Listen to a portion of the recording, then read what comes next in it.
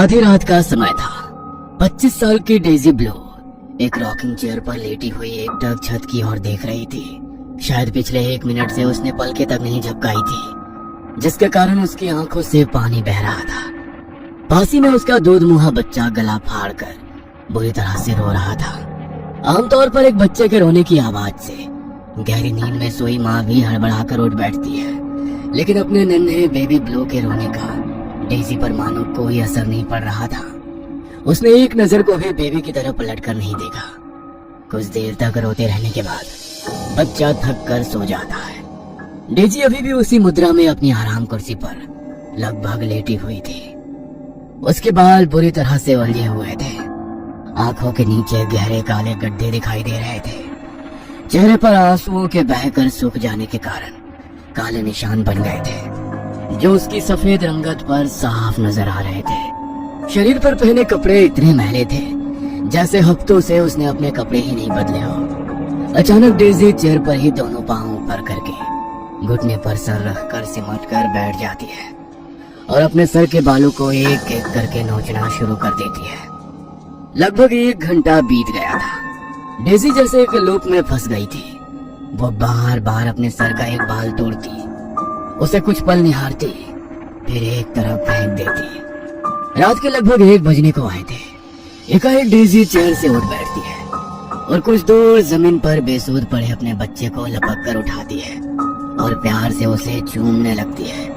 वो पालने में बच्चे को लिटाने के बाद जल्दी से रसोई घर में जाकर एक बोतल में दूध लेकर आती है और बोतल बच्चे के मुंह से लगा देती है। ना जाने कितने घंटों से भूखा बच्चा नींद में ही जल्दी जल्दी दूध पीने लगता है।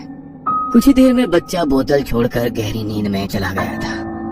बच्चे की बोतल लेकर डेजी वापस से रसोई में आती है और उसे साफ करने लगती है।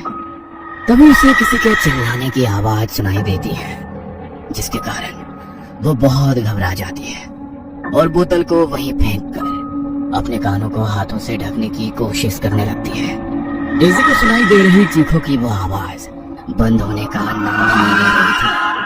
डेजी दौड़ कर अपने कमरे में जाती है और दरवाजा बंद करके दीवार से सट कर बैठ जाती है।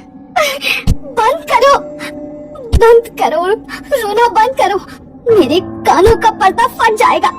बंद करो, बंद करो रोना। कहते हुए डेजी अपना सर दीवारों में मारने लगती है।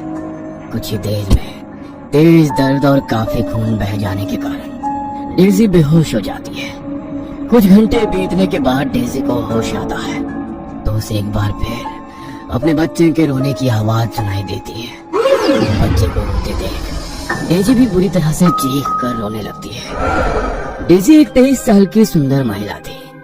खूबसूरत और जवान डेजी से कई लड़के दोस्ती करना चाहते थे, लेकिन डेजी के मन में बस निक की छवि बसी हुई थी, जो सेना में सिपाही था। डेजी और निक एक दूसरे से शादी के ख्वाब देखने लगे थे और फिर वो दिन भी आ जाता है जब दोनों एक दूसरे से शादी कर लेते हैं और शहर से दूर एक सुनसान इलाके में एक छोटा सा घर लेकर रहने लगते हैं। शादी के बाद सब कुछ बहुत अच्छा चल रहा था कि अचानक डेजी की तबीयत थोड़ी खराब होने लगती है। तभी उसे पता चलता है कि वो प्रेग्नेंट है। पता नहीं ये प्रेगनेंसी से पैदा हुई चिड़चिड़ाहट थी या कुछ और, लेकिन डेजी अब कुछ अलग सा व्यवहार करने लगी थी। हरदम मुस्कुराने वाली डेजी के चेहरे से हंसी मानो गायब हो गई थी। उसकी आंखों के नीचे गहरे काले गड्ढे दिखने लगे थे और आंखें पीली पड़ गई थी। उसका चेहरा थका हुआ और शरीर बेदम सा नजर आने लगा था। अभी डेजी की हालत में सुधार हुआ भी नहीं था कि तभी बॉर्डर से उसके पति निक के लिए बुलावा आ जाता है। प्लीज निक, मुझे अकेले छोड़कर मत जाओ। मैं ये सब अकेले मैनेज नहीं कर सकती। हमारा बच्चा आने वाला है। प्लीज अपने बच्चे के लिए ही रुक जाओ। अरे मैं जल्दी ही लौट कर आऊंगा डेजी। मैं जानता हूँ तुम सब संभाल लोगे। अपना और हमारे बच्चे का ख्याल रखना, मेरा इंतजार करना और हाँ, दवाइयाँ समय से खाना। डेजी रोती रह जाती है और निक अपना फर्ज निभाने के लिए अपनी गर्भवती बीमार पत्नी को अकेला छोड़ बॉर्डर पर लड़ने के लिए चला जाता है। निक के जाने के बाद डेजी की हालत और भी बिगड़ने लगी थी। कई कई दिन तक वो घर से बाहर नहीं निकलती थी, न किसी से बात करती, न ढंग से खाना खाती। बस हर समय टकटकी लगा है, दरवाजे की ओर देखती रहती। कुछ ही दिनों में उसका बच्चा इस दुनिया में आ जाता है, जिसको वो प्यार से बेबी ब्लू कहकर पुकारने लगती है। वैसे तो बच्चों को देखकर माँ अपने सारे गम भूल जाती है, लेकिन डेजी की हालत कुछ अलग थी। कभी तो वो दुनिया की सबसे अच्छी माँ की तरह अपने बच्चे को अपने सीने से चिपका कर रखती, और कभी घंटों तक उसकी तरफ मुड़कर भी ना देखती। वो अक्सर कमरे में लगी अपने पति और अपनी तस्वीर को निहारते हुए अपना समय बिताया करती थी। एक दिन दरवाजे पर आहट होती है। डेजी देखती है कि सामने एक पोस्टमैन चिट्ठी लेकर खड़ा हुआ है। डेजी वो चिट्ठी लेकर पढ़ने लगती है। चिट्ठी पढ़कर डेजी की आंखें हैरत से फटी रह गई थी। उस एक पल में मानो डेजी की सारी दुनिया उजड़ गई थी। चिट्ठी में डेजी को अपने पति निक की मौत की खबर मिलती है। उस चिट्ठी को लेकर डेजी आने वाले कई दिनों तक ऐसे ही रोती रहती है। डेजी के मन में जो आस थी कि आज नहीं तो कल निक लौट आएगा, अब शायद वो भी खत्म हो चुकी थी। और उसके बाद डेजी की मानसिक हालत इस तरह खराब हो जाती है कि वो अपनी सुध बुध ही खो देती है। डेजी को अक्सर घर के अंदर से किसी की चीखों की डरावनी आवाजें सुनाई देती, जिसके कारण उसे अब रातों को नींद आनी बंद हो गई थी। आधी रात से ज्यादा बीत चुकी थी। डेजी पिछले कई रातों से नहीं सोई थी। वो अपने कमरे में बैठी पेंसिल से दीवार पर कुछ अजीब सी ड्राइंग बना रही थी कि एक बार फिर से उसका बच्चा रोना शुरू कर देता है। डेजी पहले तो काफी देर तक बेबी के रोने की आवाज सुनती रहती है, और फिर जाकर दीवार पर लगी अपनी शादी की तस्वीर को जमीन में पटक कर तोड़ देती है और जोर जोर से चीखने लगती है, जिसे सुनकर बच्चा बुरी तरह से चिल्लाकर रोने लगता है। डेजी के ऊपर मानो आज शैतान सवार हो चुका था। वो कांच का एक टुकड़ा लेकर अपने बच्चे के नजदीक जाती है और उससे बच्चे को लहूलुहान कर देती है। कुछ ही देर में ज्यादा खून बह जाने के कारण बच्चे की मौत हो जाती है। अपने बच्चे को ऐसी हालत में देखकर डेजी पागलों की तरह हंसने लगती है। कुछ देर बाद वो थोड़ी सामान्य होती है तो जमीन पर अपने बच्चे के शव को देखकर उसके होश उड़ जाते हैं। अपने नन्हे से बच्चे को सीने से लगाए वो घंटों तक रोती रहती है। पहले पति की मौत की खबर और अब बच्चे का मृत शरीर अपनी आंखों के सामने देखने के बाद डेजी के अंदर इस सदमे को सहने की ताकत ही नहीं बची थी। इसलिए पास ही में खून से लथपथ पड़े कांच के टुकड़े से वो अपनी गर्दन और हाथ की नसों को काट लेती है, और कुछ ही समय में वो भी अपने बच्चे के साथ मौत की गोद में समा जाती है।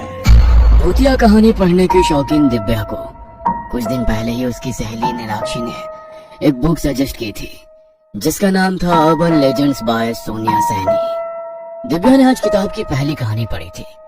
कहानी पूरी तरह से खत्म भी नहीं हुई थी, लेकिन ना जाने क्यों दिव्या को इस कहानी को पढ़कर कुछ अजीब सा महसूस होने लगा था। वैसे तो मैंने आज तक न जाने कितनी हॉरर स्टोरी पढ़ी है, लेकिन इस कहानी में कुछ अजीब सा है। एक माँ अपने बच्चे को मार डालती है। इस घटना को सोचकर ही रोंगटे खड़े हो रहे हैं मेरे। दिल तो चाहता है कि इस कहानी को आगे ना ही पढूं, लेकिन दिमाग आगे की कहानी जानना भी चाहता है। अपने आप को समझाने के बाद दिव्या एक बार फिर किताब का पन्ना पलटती है और आगे की कहानी पढ़ने लगती है।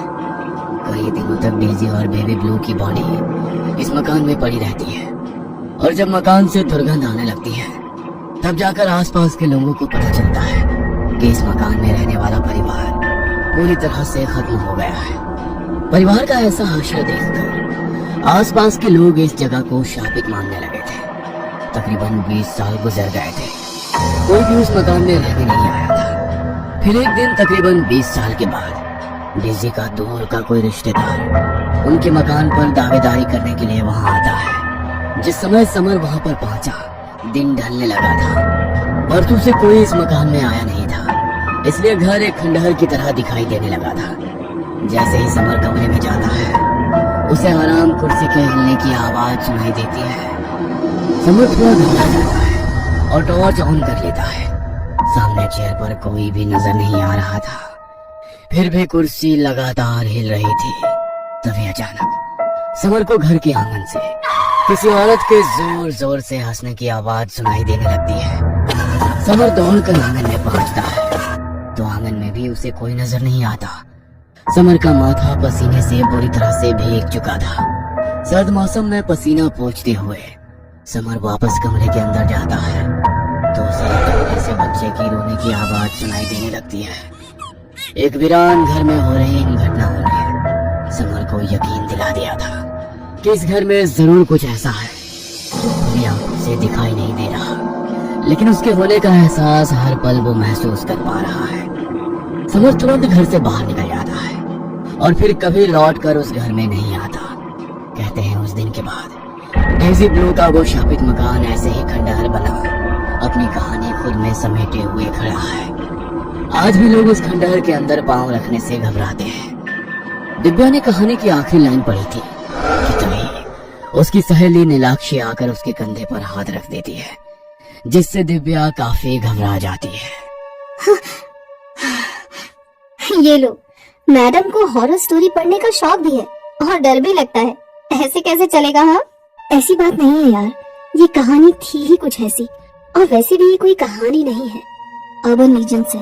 मतलब समझ रही है, इन कहानियों में जिन भी घटनाओं का जिक्र है वो वास्तव में कभी न कभी किसी के साथ बीत चुकी है।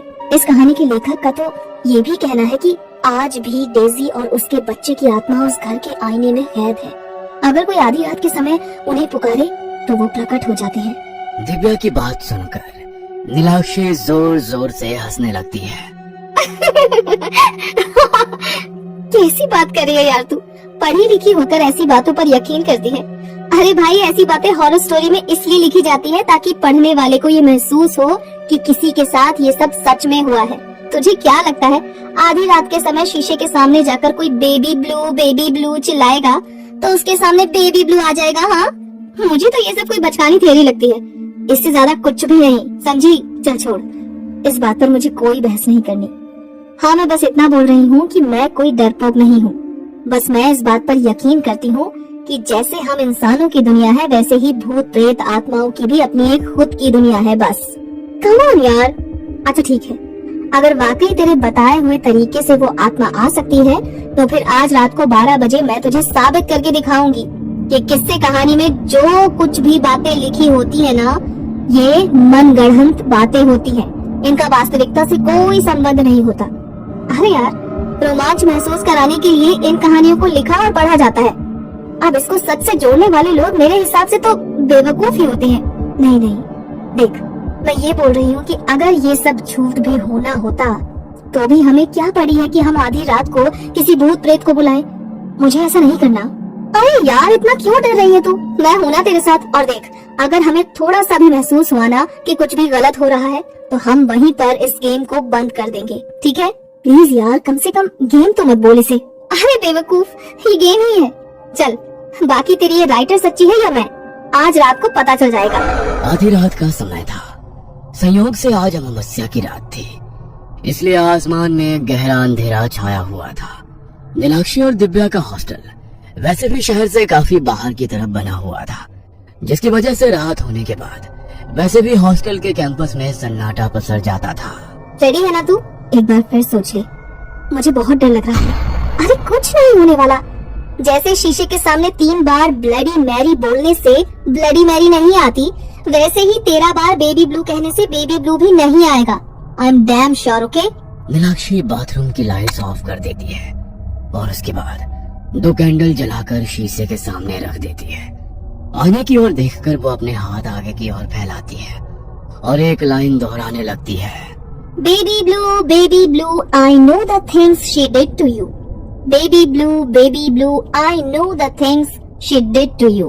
12वीं बार इस लाइन को बोलते समय अचानक ही नीलाक्षी के कानों को एक ठंडी सी हवा का झोंका छूकर गुजरता है और उसी के साथ नीलाक्षी को कान में एक डरावनी सी आवाज सुनाई देती है, जैसे किसी ने उसे श्श कहा। वो डरावनी आवाज सुनते ही नीलाक्षी के चेहरे पर डर दिखाई देने लगता है, क्योंकि नीलाक्षी ने खुद बाथरूम के खिड़की दरवाजे बंद किए हुए थे। ऐसे में अचानक हवा का झोंका उसे हैरान कर रहा था। मोमबत्ती की लौ भी लगातार लहरा रही थी, जैसे उस हवा से संघर्ष करके जलने की कोशिश कर रही हो। नीलाक्षी थोड़ा हकलाते हुए अंतिम बार वही लाइन दोहराती है और अचानक उसे अपने हाथों पर एक वजन महसूस होने लगता है, जैसे कोई अदृश्य बच्चा उसके हाथों में हो। मोमबत्ती की रोशनी में नीलाक्षी आईने में अपने चेहरा देखती है तो उसे अपने चेहरे के साथ एक औरत का भयानक चेहरा भी दिखाई देता है, जो उसे देखते ही बुरी तरह से चिल्लाने लगती है।